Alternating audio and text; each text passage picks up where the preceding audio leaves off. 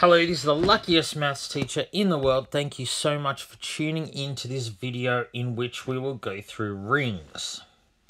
So a ring must satisfy these four axioms. Its elements must form an abelian group under addition. So that means the elements satisfy the four axioms of a group. And in addition, the group is commutative. That means it doesn't matter the order in which you add two things, you get the same answer.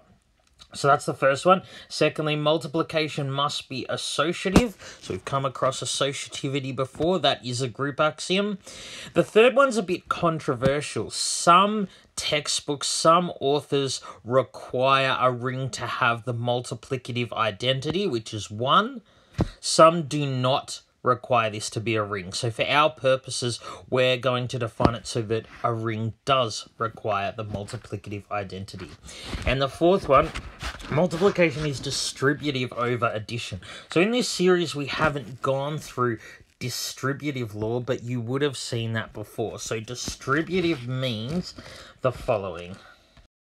So remember, the distributive law is how we expand brackets. So basically, you can expand brackets in a ring the same way we're used to expanding brackets. So note, a ring requires that the elements form an abelian group under addition, but the elements do not need to form a group under multiplication, because we don't have to have multiplicative inverses. Additionally, multiplication does not have to be closed. So rings form a group, an abelian group under addition, and they have another operation that satisfies some axioms. So let's look at some examples of rings. So pretty much everything that we've gone through, every group we've gone through is also a ring.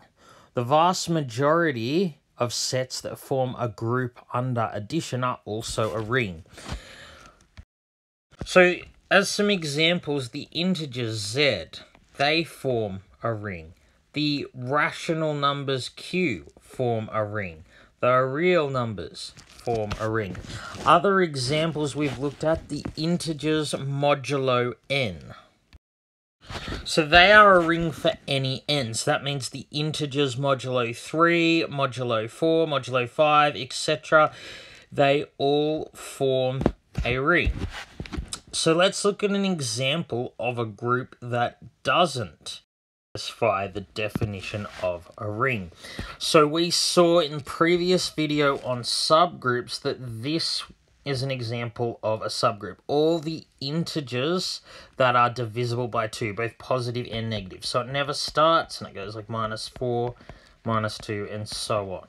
So these are integer multiples of 2, positive and negative integers. So we discovered in a previous video that this is a subgroup of the additive group of integers. So subgroup means itself is a group. So this is a group under addition. So we know that it is an abelian group because it doesn't matter the order in which you add integers. A plus B is equal to B plus A for any integers, whether they're even or not. So this set of positive and negative integer multiples of 2 forms an abelian group under addition. So this group is associative because the multiplication of any integers is associative. Because the integers is a ring, so multiplication is associative. That is one of the axioms of real numbers. Any real numbers that are multiplied together are associative. So it satisfies that one.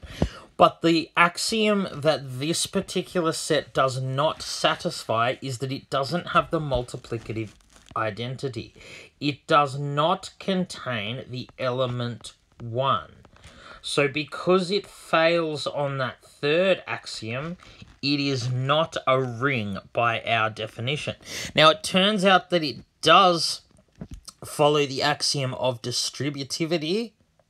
Multiplication is distributive over addition in all real numbers, and in particular in the set of even numbers, but it doesn't satisfy the third axiom. So if it doesn't satisfy just one of the axioms, it is not a ring. So the set of even integers of positive and negative multiples of 2 is an example of a group that is not a ring. But as I said, pretty much every group we've gone through, or at least every group that is a group under addition, is a ring. But the even integers, positive and negative, they are an example of a group that is not a ring.